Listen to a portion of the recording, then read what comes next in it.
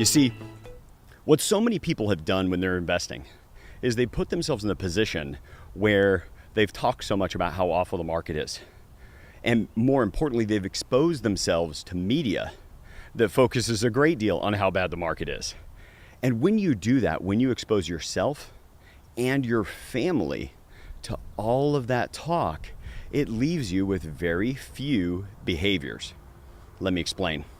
You're watching the news with your spouse. Now, this is if the case, my hope is that none of our clients are going through this, but they may still be susceptible to some of the crazy market turmoil.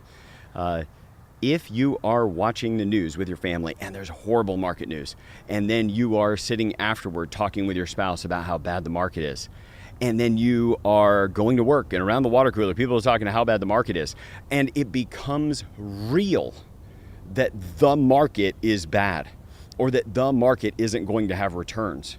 And yet, in fact, what time has told us again and again and again is that market downturns are 100% temporary. You see, that's all we have to go by is past market history. And while that history is no guarantee of future performance, so far it has been. And in fact, the optimist about what free markets have the ability to do, both in the growth of wealth and the growth of life and lifestyle overall world over, has proven that the optimist was the one that was more practical. Haven't you ever had somebody who's a big cynicist say, I'm just being the practical one here because I think that the market, quantitative easing, cryptocurrency, US Treasury, all that stuff, it's going to heck in a handbasket. And the reason I know that is X, Y, and Z. Well, let me tell you, they don't know. We don't know. And how do you know we don't know? We don't know because the markets never told us. The markets have never clearly shown us in actual behavior that they won't recover. The markets have never proven what everybody said would happen. We have talked for unknown amounts of time, certainly the last 2 decades I've been in the industry. We have never seen the market do all the things that the doomsayers who wore the badge of practicality, we're just here protecting you. You need to be aware of these negative outcomes. Well, those prognosticators never came true.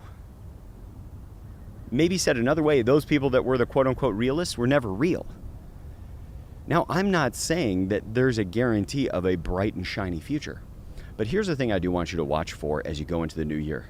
Number one, if you can, recontextualize the way you think about the volatility of markets as an opportunity every time that it happens instead of a negative downturn. Meaning, every time it shows up, like here's what I've heard from even some of our existing clients, is they say, ooh, Paul, I don't know, it feels a lot like 2008. Now, this will seem nearly heretical to come from me, but I will tell you, I kind of hope it's 2008.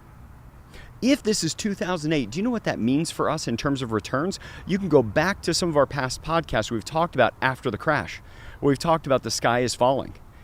And we'll put all those links in the show notes, but go back and listen to those podcasts, and here's what you're going to find, is that for those investors who remained disciplined, who held strategy, those folks put themselves in the position where they got tremendous returns in the market. Why?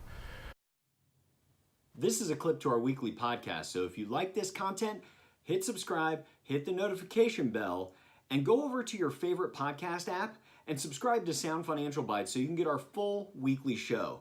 And as always, if our philosophy resonates with you and you want to chat with me or one of our advisors about our philosophy, see if it applies to you and your family, just follow the instructions in the description below.